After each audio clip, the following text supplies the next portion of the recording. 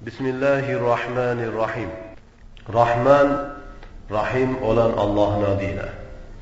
Rabbi yessir ve a'in. Ey Rabbim, kolaylaştır ve yardım et. Şeyh Allah razı olsun kendi kitabını Besmele'den sonra, yani Bismillahirrahmanirrahim'den sonra dua ile başlıyor. Allah'a yalvarıyor ve kendinin aciz olduğunu izhar ediyor. Allah kolaylaştırmasa, yardım etmese bu çalışma, bu kitap, bu Risale'yi yazmak mümkün olmadığını söylemek istiyor. Kâle Şeyhul İmamu El-Hafizu Şemsuddin Muhammed ibn Ahmed İbni Osman El-Zehebiyyü Gafarallahu lehu. Şeyh İmam El-Hafiz Şemsuddin dedi ki, Şeyh bütün ilimlerde maharet sahibi olan, talimde de, terbiyede de tecrübe sahibi olan kişilere şeyh denir. İmam, yani imamdır, önderdir, liderdir. Müminlerin lideri, herkes imam olamaz. Mesela İslam aleminde büyük alimlerden birisi Şevkani'dir. Allamadır. Çok güzel kitaplar var, muhakkiktir. Yani bazı büyük alimlerin görmediği şeyleri görmüştür. Ama diyorlar ki İbn-i Sami'nin talebeleri. İbn-i Sami'nin dersinde talebelerden birisi demiş ki İmam-ı Şevkani.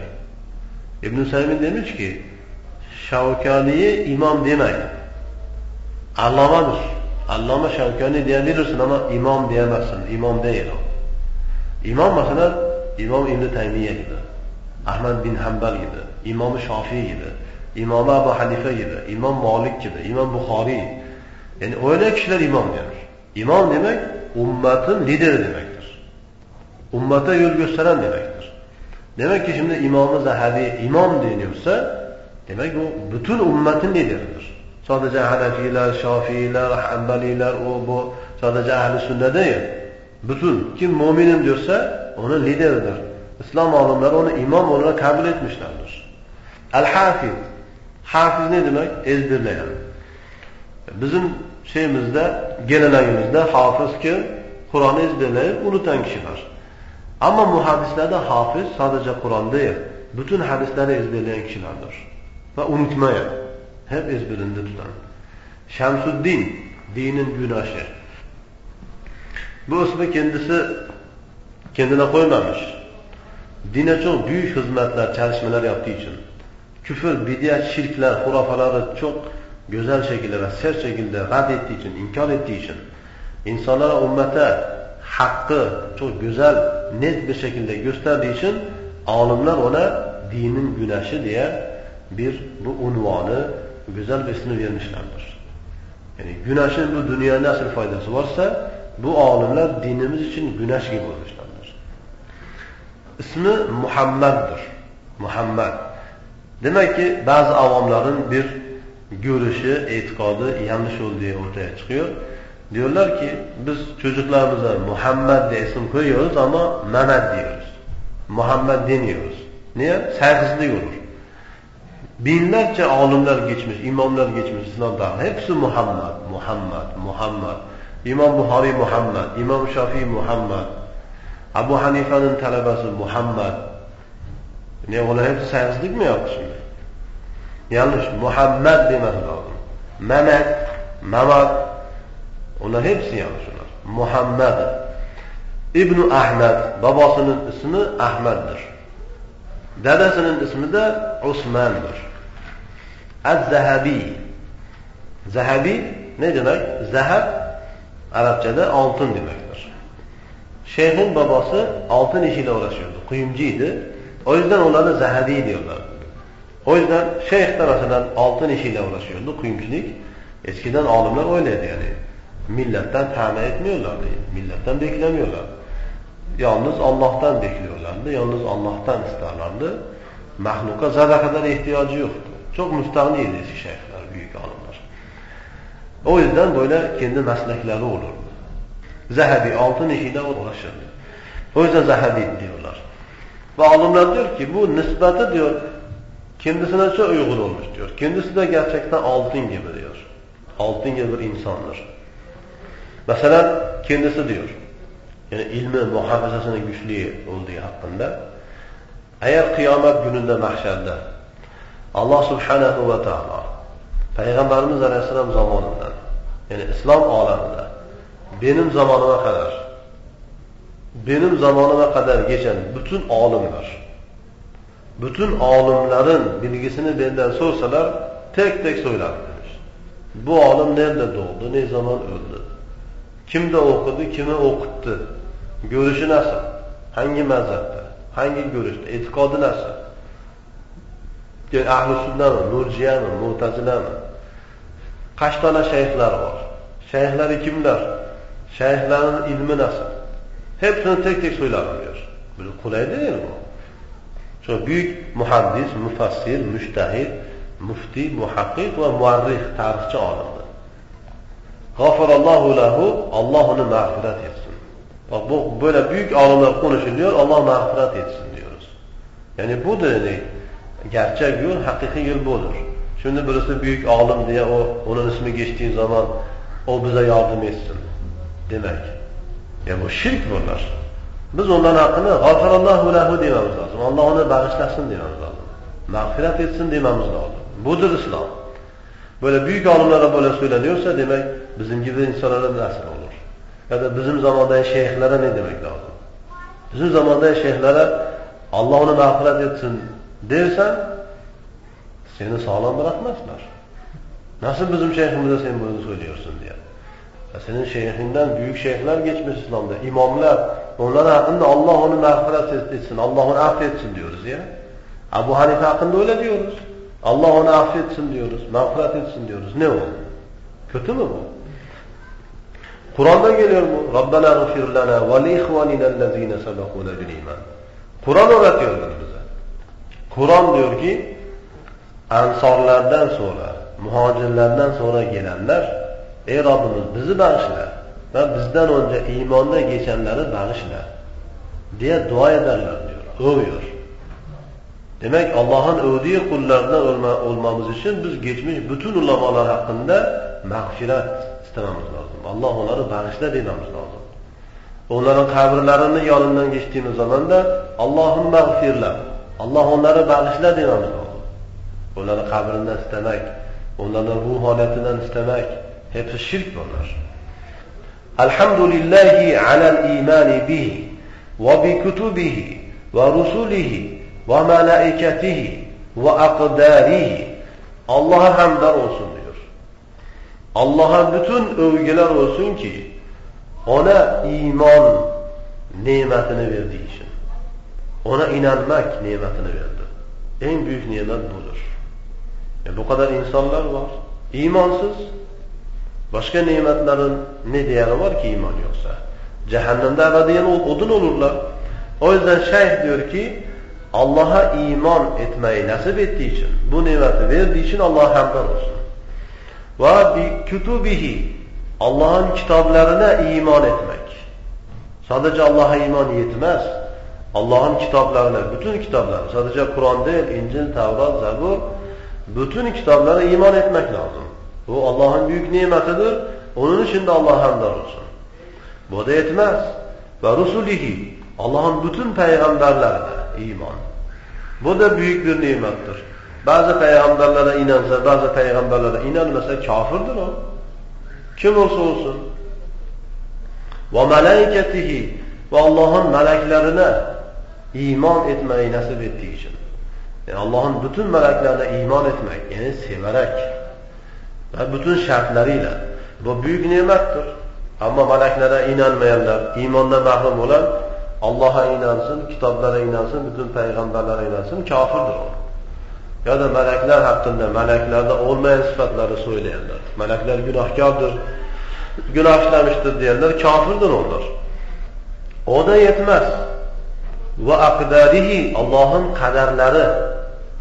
Allah'ın kaderlerine iman etmemizi nasip eden Allah'a hamdler olsun diyor.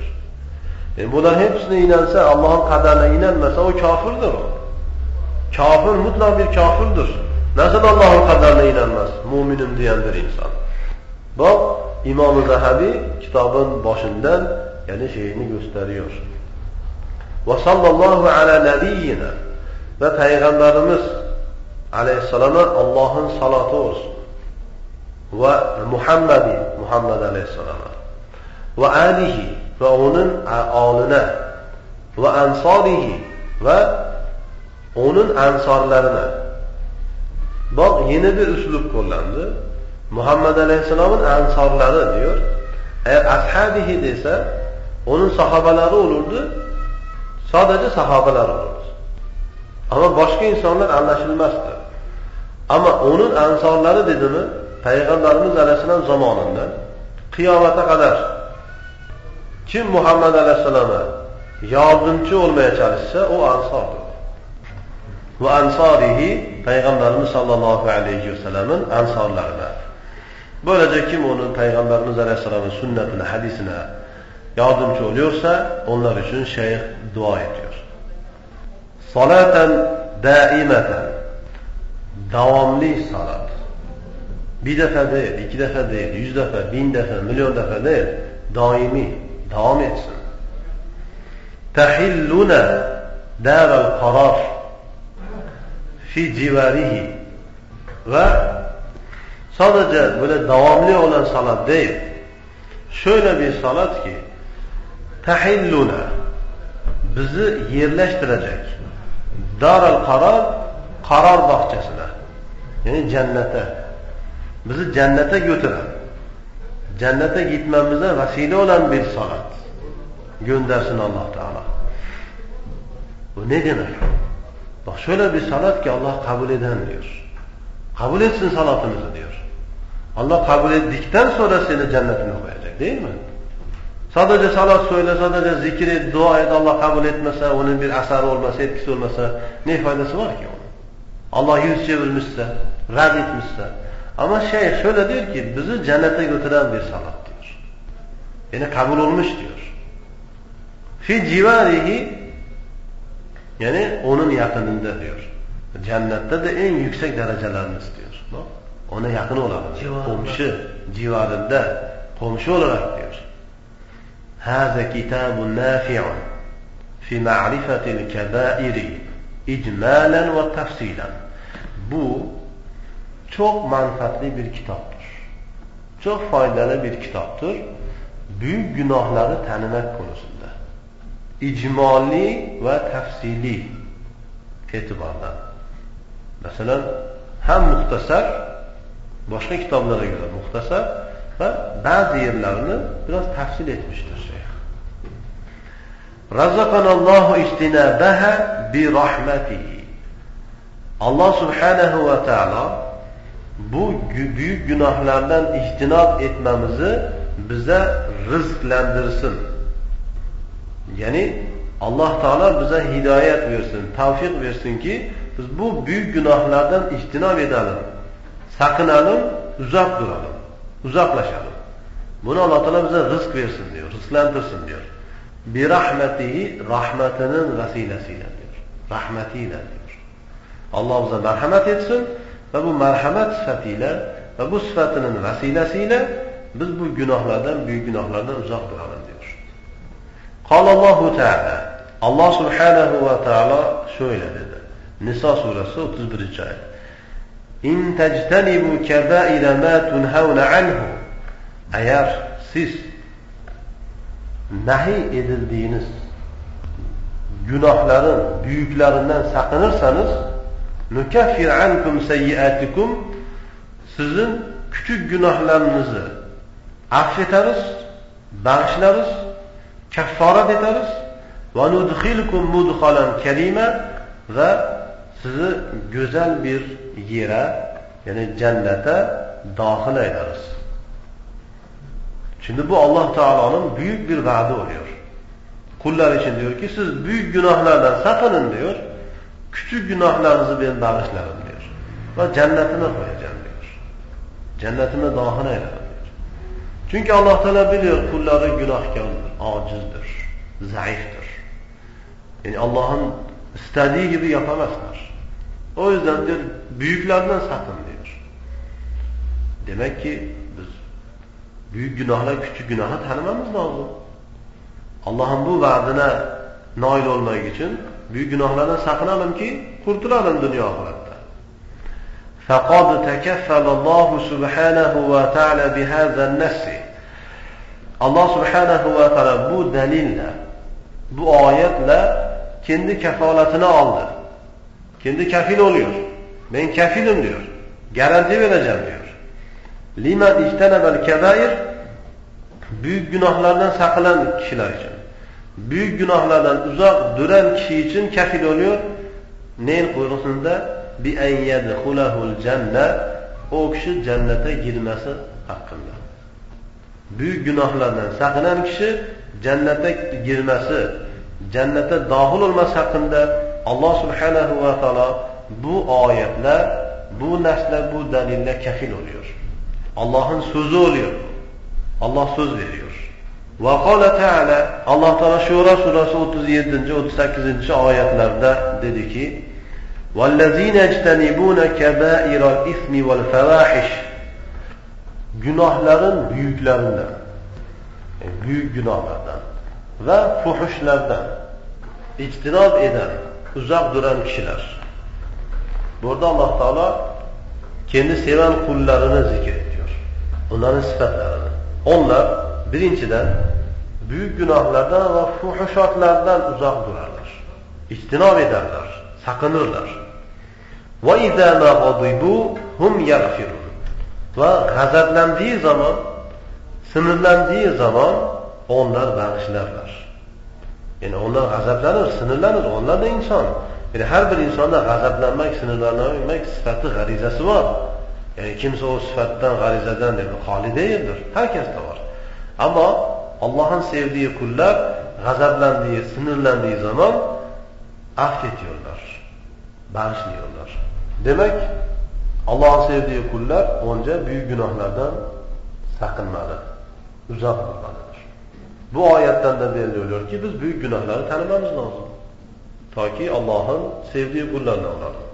Allah'ın övdüğü kullarına olalım. وَقَالَ Teala Allah Teala Necm suresi 32. ayette diyor ki: اَلَّذ۪ينَ يَجْتَنِبُونَ كَبَائِرَ الْاِثْمِ وَالْفَوَاحِشِ اِلَّا اللَّمَ Günahların büyüklerinden, yani büyük günahlardan ve fuhuşatlardan sakınan kişiler. İlla lemem, ancak lemem müstesnadır. Lemem ne? Küçük günahlardır onlar. Küçük günahlar müstesna. Küçük günahlar olur insan. Yani insandır, gafildir, acizdir. Bazen sadır olur küçük günahlar. Onlar müstesna, fuhuşatlardan, büyük günahlardan sakınan kişiler İnne rabbeke vasi'ul mağfirah. Muhakkak ki Rabbin diyor, mağfireti çok geniştir diyor. Mağfiretinin çok geniş olduğunu ne zaman zikrediyor? Büyük günahlardan sakınan kişilerin zikrinden sonra. Demek insanlar şimdi diyor ya Allah'ın mağfireti geniş. Tam Allah'ın mağfireti geniş. Bunu ne zaman söylersin? Ne zaman senin hakkın olur onu söylemeye? Büyük günahlardan sakındığı zaman. Yoksa onu söylemeye hakkı yok.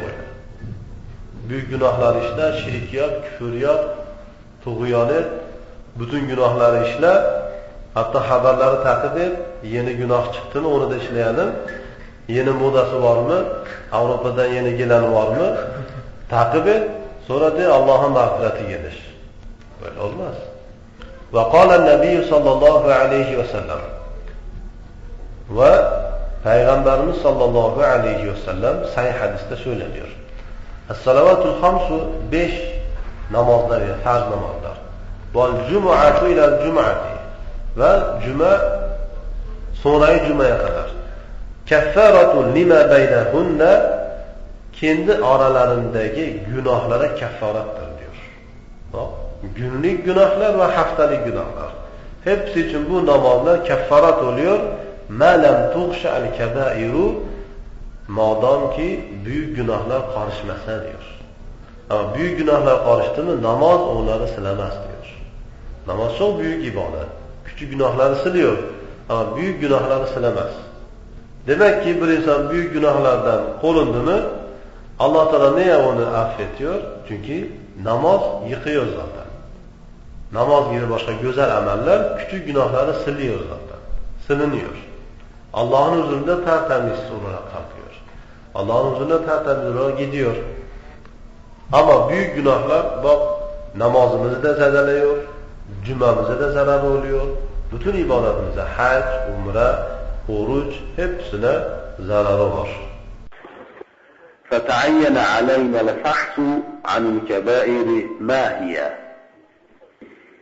İşte büyük günahların ne olduğu hakkında araştırmak, derin bir araştırma etmek bizim üzerimize muayyen oldu, lazım oldu. Yani araştırmamız lazım. El-fahsu demek derin araştırmaktır, tahkik yapmak. Yani bu ayet ve hadislerde Allah ve onun Resulü büyük günahlardan sakınmamızı tavsiye ediyor. Demek ki bizim öğrenmemiz lazım, araştırmamız lazım. لِكَ يَجْتَنِبَهَا الْمُسْلِمِ. Müslüm kişi, İslam ahli bu büyük günahlardan sakınması için araştıralım, öğrenelim, öğretelim ki İslam ahli büyük günahlardan sakınsın, içtinab etsin. فَوَجَدْنَا الْعُلَمَاءَ قَدْ اِخْتَلَفُوا ف۪يهَا. Alimlerin büyük günahlar hakkında ihtilaf ettiğini bulduk. Baktık ki büyük alimlerimiz büyük günahlar hakkında, yani tarifi hakkında ihtilaf etmişler. Ve ne kadar olduğu sayısı hakkında. Sakile bazı kavullerde dendi ki hiye seb'un, büyük günahlar sadece 7 tanedir. 7 tanedir. Ondan başkası küçük günahlardır demiştir. وَاحْتَجُّ بِقَوْلِهِ sallallahu aleyhi ve sellem. Ve onlar Peygamberimiz sallallahu aleyhi ve sellem'in bu Buhari ve Müslim'de gelen sözünü kendilerine hüccet olarak almışlar, delil olarak göstermişler. Yani Peygamberimiz aleyhisselam diyor ki اِجْتَنِبُوا السَّبْعَ الْمُوبِقَاتِ. 7 helak edici şeylerden içtinab edin. 7 helak edici amellerden, günahlardan sakının demiştir. Mubiqat demek, yani muhlikat demektir. Helak ediciler. 7 günah var, o insanı dünyada da ahirette de helak ediyor. Bütün iyiliklerden mahrum ediyor. Fezekera şirke, Peygamberimiz sallallahu aleyhi ve sellem bu hadiste 7 helak edici günahlar arasında şirki zikretti.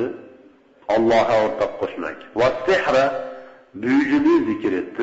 Ve katlen nefsi, ve insan öldürmeyi zikretti. Ve akle malil yetim, ve yetimin malını yemek. Ve akle riba yemek, faiz yemek. Ve tevelliye yevmel zahfi, ve sıkıntılı durumda, yani kafirlerle müminler arasında savaş oluyor. Bu savaş çok şiddetli olan bir günde kaçmak, yüz çevirip kaçmak. Onu zikretti. Ve kazfel muhsanat, ve temiz, afife kadınlara iftira etmek. Onu zikretti. Muttefakun aleyhi, bu hadisin sahih olduğuna Buhari ve Müslim ittifak etmiştir. Bu hadiste 7 helak edici amellerden, günahlardan sakının diyor ya, o yüzden bazılar diyor ki demek ki 7 tanedir. وَجَاءَ عَنِ İbn Abbas radıyallahu anhuma قال. Ve İbn Abbas radıyallahu anhuma'dan bu kavl, bu görüşte gelmiştir. Diyor ki hiye ile 70 akrabu minha ile 7. Büyük günahlar diyor. 7'den 70 taneye kadar yakındır diyor. 70'e yakındır diyor. Yani sadece 7 tane değildir diyor. وَصَدَقَ وَاللّٰهِ İbn Abbas. İmam Zahabi dedi ki Allah'a yemin ederim ki İbn Abbas doğru söyler. Gerçekten 70 civarında, 70'ten fazla ya da ondan az, ona yakındır onların sayısı. Büyük günahlar o kadar çoktur. Sadece 7 tane değildir. وَالْحَدِيثُ فِيمَا فِيهِ حَسْرٌ لِلْكَبَائِرِ وَالَّذِي يَتَّجِهُ وَيَقُومُ عَلَيْهِ الدَّلِيلِ أن من ارتكب حوبا من هذه العظائم مما فيه حد في الدنيا كالقتل والزنا والسرقة أو جاء فيه وعيد في الآخرة من عذاب وغضب وتهديد أو لعن فاعله على لسان نبينا محمد صلى الله عليه وسلم فإنه كبيرة ولا بد. Şimdi biz 70 tane dedik. O civarında dedik. Soru gelecek. Ama Peygamberimiz Aleyhisselam 7 tane demiş. Bu nasıl olur? Diyor ki vel hadisu fema fihi hasrun lil kebair. Hadiste Peygamberimiz Aleyhisselam'ın 7 tane demesinde büyük günahların sayısı hakkında da sınırlama yoktur. Maksat sınırlamak değildir. Peygamberimiz sallallahu aleyhi ve sellem bazılarını anlatmak istiyor. Yani büyük günahlardan sakının. Mesela örnek olarak bu 7 tane. Bunun gibi günahlar büyük günahlardır. Ondan sakınmanız vaciptir, farzdır. Yoksa halak olursunuz. Şimdi onu başka delillerle gösterecek İmam-ı Zahabi. Çünkü Peygamberimiz Aleyhisselam yani başka hadislerde de söylemiş büyük günahları. Ayetlerden gelmiş. Şimdi burada 7 tane büyük günah zikredildi ya, ondan başka günahlar da zikredilmiştir. Demek ki o hadislerden belli oluyor ki burada 7 demek örnek içindir. Yani sınırlamak için değildir. Sadece 7 tanedir demek için değildir. Ettecihu ve yakumu aleyhi delil. Delil kaim olan ve delil doğru olan. Yettecihu demek aslında böyle yüzlenmek demektir. Yettecihu yüzlenecek ve doğru olacak. Delilimiz yani doğru gelir ve kaim olur deliller. Yani ayet hadislerde olan deliller enne men kim huza min hazil azaim bu büyük günahlardan bir günaha mürtekip olursa, bu büyük günahlardan birisini işlerse ve bu büyük günahlar mimma fihi haddun fid dünya, dünyada haddi olan günahlardan olsa, hadd, kel katli adam öldürmek gibi. Mesela birisi bir insanı öldürdü mü, şeriatta onun haddi vardır, şer'i cezası vardır. Ve zina gibi, onun da şeriatta bir cezası vardır. Mesela evlenmemişse onu 100 defa sopalamak, vurmak, dövmek. Eğer evlenmişse taşla hacim yapmalıdır. Vasarikati hırsızlık gibi birisi hırsızlık yaptığını onu sağ yere kesilmesi lazımdır, vaciptir. Yani bunun gibi herhangi bir günah hakkında şeriatta dünyada bir had varsa o büyük günahtır. Ya da onun hakkında ahirette vaid edilmiştir, korkutma. Min azabin azab hakkında. Gazabin ya da gazab, Allah'ın gazabı. Ya da tehdit, Allah'ın tehdidi. Mesela ayet hadislerde geliyor, kim bunu yaparsa kıyamette, ahirette onun için azab vardır diyor. Ya da Allah'ın gazabı olur diyor. Allah gazap eder diyor. Ya da tehdit ediyor, korkutuyor. Yani bunlar da büyük günahtır. Ya da o günahı yapan fa'iluhu. Peygamberimiz Muhammed sallallahu aleyhi ve sellem'in diliyle lanetlenmişse, Peygamberimiz aleyhisselam falan işi yapanı Allah'ın laneti olsun demişse, demek bu büyük günahtır. فَاِنَّهُ كَبِيرَةٌ muhakkak ki o büyük günahtır. وَلَا بُدَّ yani başkası değil. İlla ki o büyük günahtır. Başka yolu yok. Başka çaresi yok. Bunun büyük günah olmaktan başka çaresi yok. Bu büyük günahtır. Demek 3 çeşit oldu. En güzel tarifi yaptı. Yani büyük günahın tarifi hakkında ulamaların çeşitli görüşleri var. Bazıları diyor ki aslında her bir günah büyük günahtır diyor. Ama insanın niyetine göre, durumuna göre bazen büyük olur, küçük oluyor diyor. Çünkü mesela diyelim ki lüsvak kullanmak sünnettir. Onu bıraktırırız. Bıraktığında böyle alay ederek bıraksa, ya tahfif, küçümseyerek bıraktığında büyük günah olur, küfür olur. Birisi mesela içki içti ama onun içki olduğunu bilmedi. O şimdi küçük günah oluyor, büyük günah olmuyor. O yüzden bazıları diyor ki demek niyetine bağlıdır, onun durumuna bağlıdır diyor. Bazıları diyor ki her bir günah altındaki günaha göre büyüktür, üstündeki günaha göre küçüktür diyor. Bazıları diyor küçük günahlar da ısrar edildiği zaman, böyle devamlı işlendiği zaman büyük günah olur diyor. Ama büyük günahlar da istiğfar söylendiği zaman, tavbe edildiği zaman küçük günah sayılır diyor. Ve bunun gibi birkaç görüşler var. Büyük günahın ne olduğu hakkında alimler çeşitli tarifleri söylemişlerdir. İmam-ı Zahabi onların en güzel tarifi söylüyor. 3 çeşit. Ya dünyada onun haddi olsun sarı cezası, ya da ahirette bir azap, sıkıntı hakkında korkutulmuş, ya da Peygamberimiz Aleyhisselam ya da Allah Teala onu lanetlemiştir. Bu üçünden birisi bulundu mu demek ki o büyük günahtır. مع تسليم ذلك أن بعض الكبائر أكبر من بعض. Buna teslim olmakla beraber, yani şimdi bunları biz kabul ettik. Bu üç şeyden birisi bulunan şey ya da üçü de bulunan şeyler büyük günahtır. Tamam, hepsi büyük günah. Ama onu da bilmek lazım ki bazı büyük günahlar bazılarından daha büyük olur. Ama birisinden daha büyük olması diğerinin küçük olmasını gerektirmez. Ala tara, görmüyor musunuz?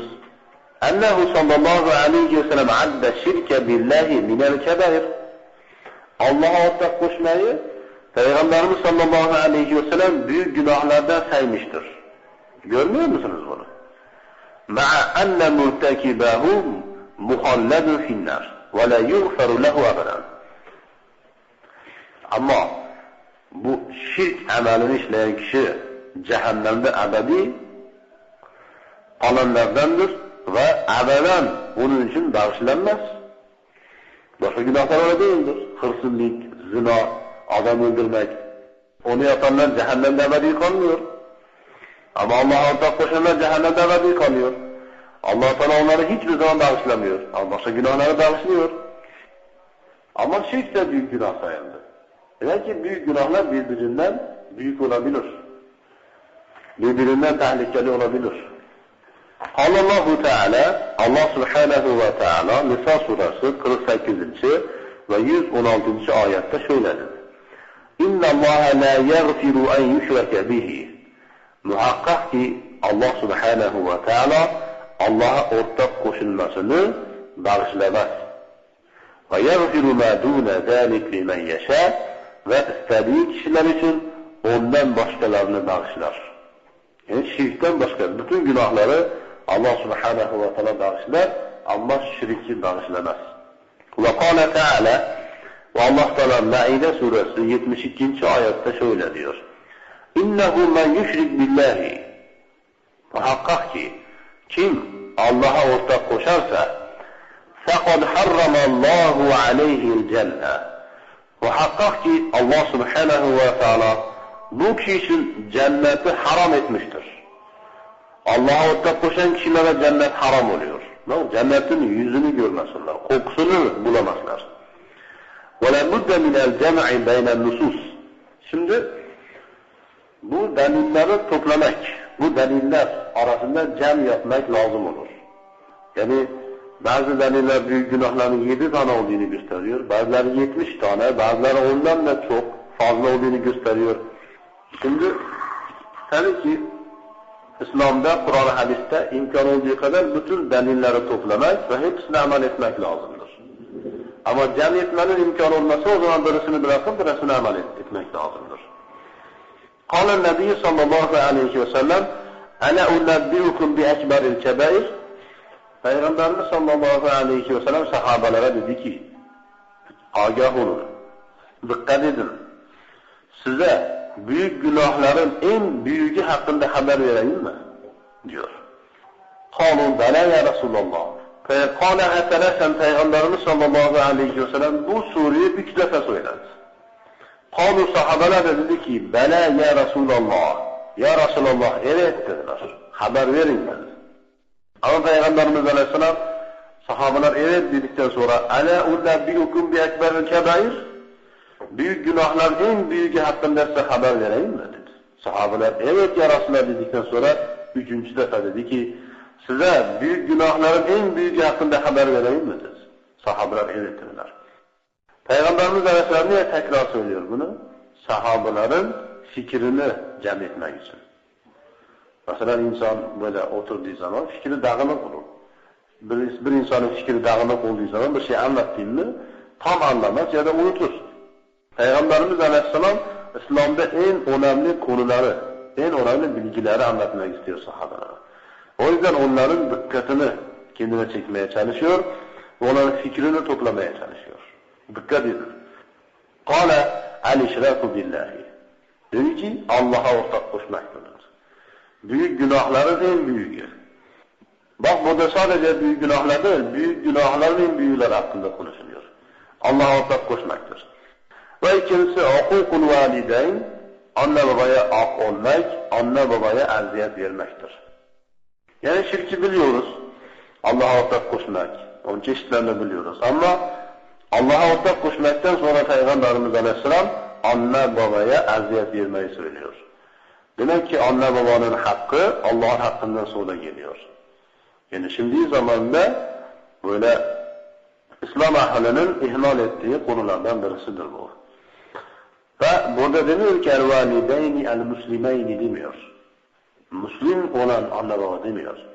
Kafir olsa bile onlara eziyet vermek lazım. Onlara ihsan etmek lazım. Onlara iyilik yapmak lazım. Doğru Kur'an hadise haykırı olan, hilaf olan işlerde, amellerde onlara itaat yok. Ama onların hizmeti, onlara iyilik yapmak başka konu. İnsan onlar sonuçta annesidir, babasıdır. İyilik yapmak lazımdır. Bu konuda eğer onlara eziyet verirse, eğer anne babası kafir olsa bile o günün büyük günah işlemiş olur. Günahkar olur.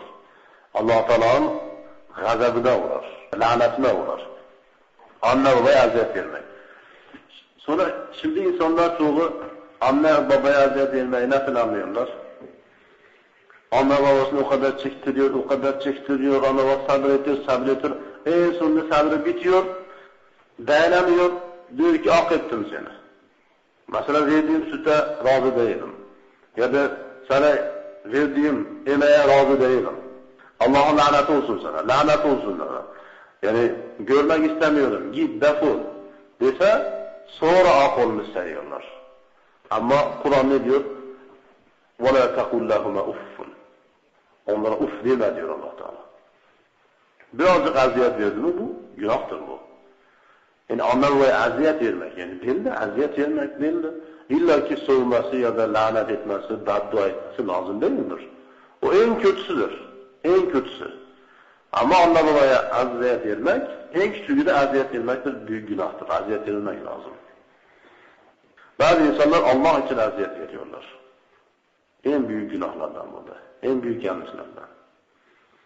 Birisi internette soru soruyor. Benim annem diyor, böyle hicap konusunda, mahremiyet konusunda dikkat etmiyor diyor. Ve bir iki defa söyledim, şimdi annemle konuşmuyorum diyor.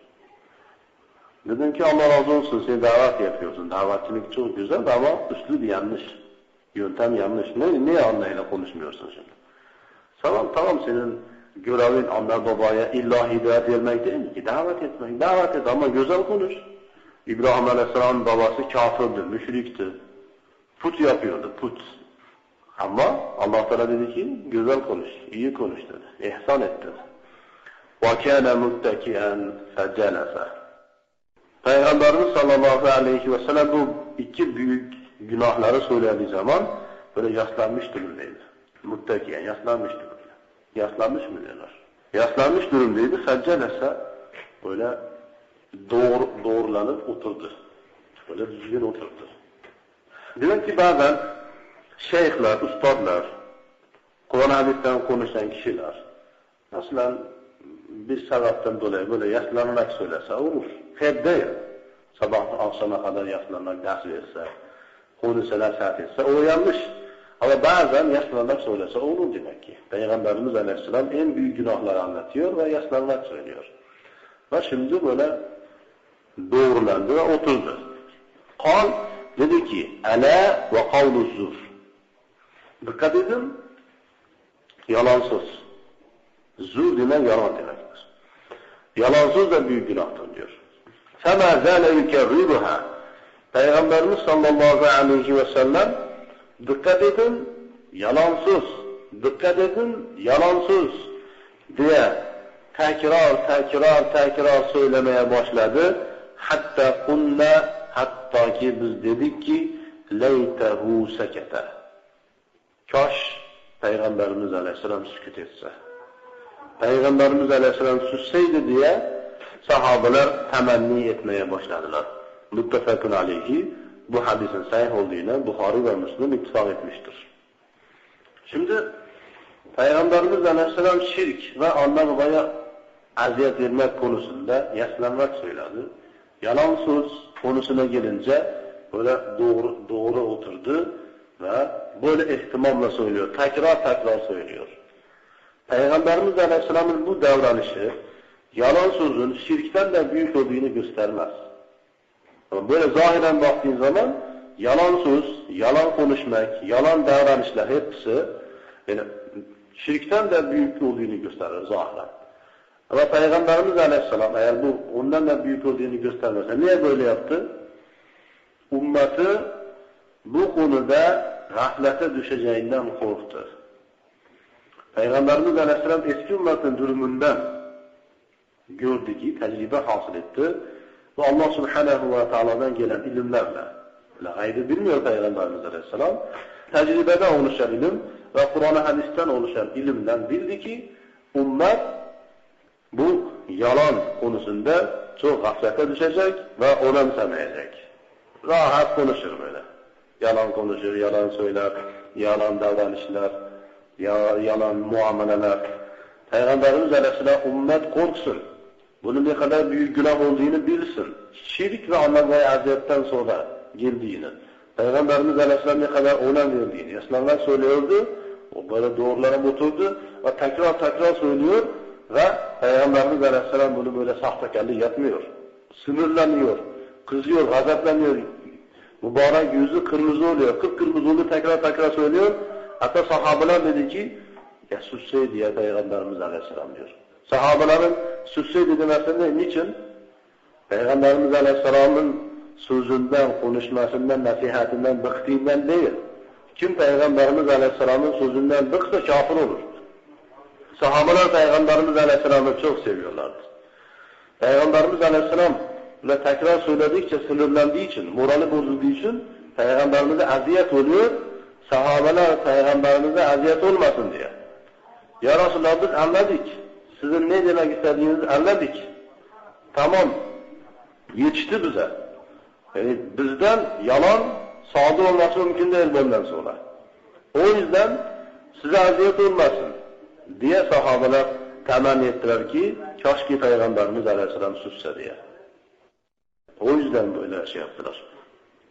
Gerçekten şimdi bak şimdi Müslümanların durumuna yalan konuşmak, yalan söylemek normal olmuş. Normal. فَبَيَّنَ صَلَّى اللّٰهُ عَلَيْهِ وَسَلَّمْ اَنَّ قَوْلَ الزُّورِ مِنْ اَكْبَرِ الْكَبَائِرِ Peygamberimiz sallallahu aleyhi ve sellem işte bu hadiste yalan sözün büyük günahların en büyüklerinden birisi olduğunu beyan etti, söyledi, açıkladı. وَلَيْسَ لَهُ ذِكْرٌ فِي السَّبْعِ الْمُوبِقَاتِ وَكَذَٰلِكَ الْعُقُوقِ Ve yalan söz ise bu 7 helak edici günahlar içinde zikir edilmedi, onun zikri geçmedi. Ve anne babaya hak olmak o da yok. Bak şimdi İmam Zahabi başka bir sahih hadisi getirdi. Burada şirk, anne babaya aziyet ve yalan söz. 3 tane söyledi. Ve daha önce 7 büyük günahları saydı. O 7 büyük günahların içinde şirk var ama anne babaya aziyet vermek yok ve yalan söylemek yok. O yüzden Ahl-i Sünnet ve Cemaat alimleri bütün hadisleri toplayarak dedi ki demek ki Peygamberimiz Aleyhisselam'ın 7 demekten maksadı bir örnek içindir. Sınırlamak için değildir. Eğer sınırlamak olsa şimdi anne babaya aziyet vermek büyük günah sayılmaz. Yalan söylemek büyük günah sayılmaz. Peygamberimiz Aleyhisselam'ın bu sözleri boşa çıkacak, mansuk olacak. O yüzden dedi ki çoktur yani büyük günahlar.